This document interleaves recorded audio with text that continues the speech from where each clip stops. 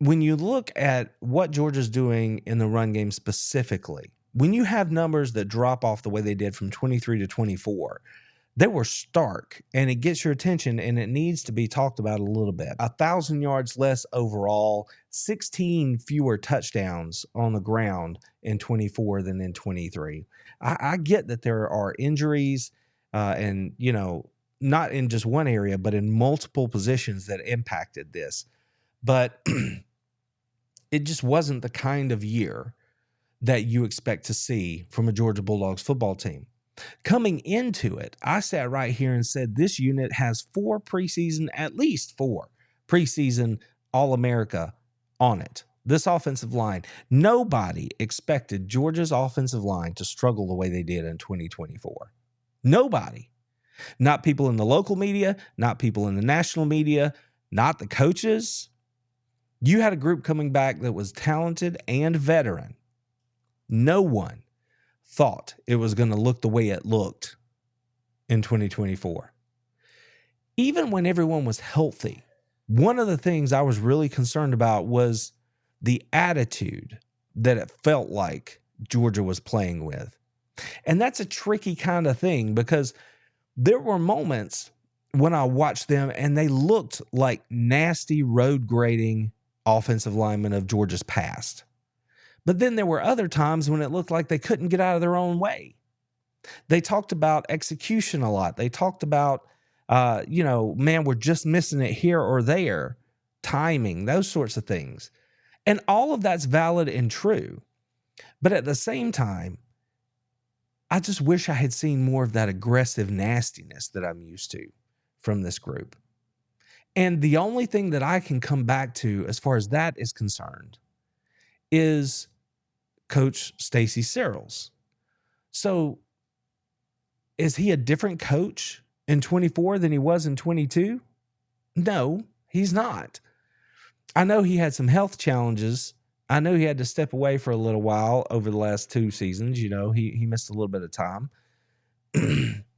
Nothing too serious, but he's the same coach. So does that mean that he is essentially a placeholder of a coach? Meaning, what I mean by a placeholder of a coach is he just going to get as much as the players are willing to give him out of each of them? Or can he raise their level of play? Because in 22, he had a team full of first rounders, right? NFL draftable players on his unit. And they went out and played like it, and they won games in a national title. In 23, he still had talent. He still had NFL players, but he didn't have as many. And they didn't perform quite as well in those intangible ways, those nastiness kind of ways, the kind of thing where you lean on somebody in the fourth quarter just because it's fun. You know, like it didn't feel like that's who Georgia was in 23. And then in 24, it wasn't that way at all, as even more of those players moved on.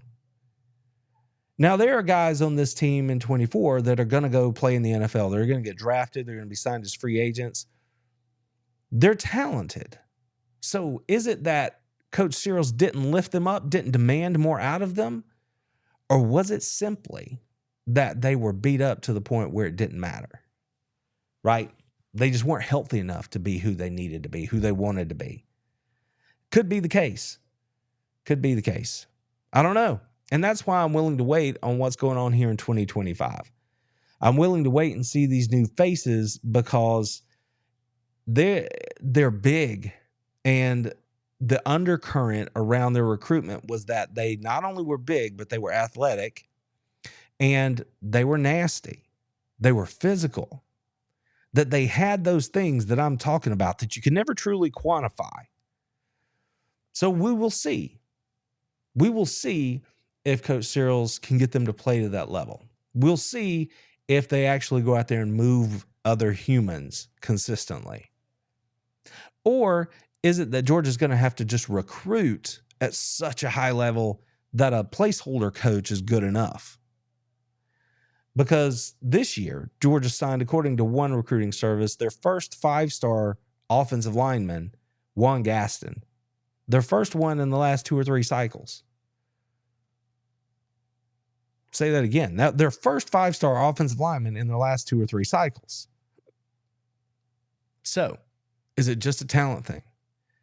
Georgia's good, but not elite. We'll see. We'll see. Because they're going to have to go out there and show us. Like I said, they get to open up against a couple teams that should let them get their feet wet, and then you line up against Alabama. And then you go on the road and you line up against Tennessee. Texas is on the schedule down the road. So there's a lot happening there. And it's going to be interesting to see how they come together. But I'm here for it. I'm looking forward to it. Told them, how about them fucking dogs? That's what I told them.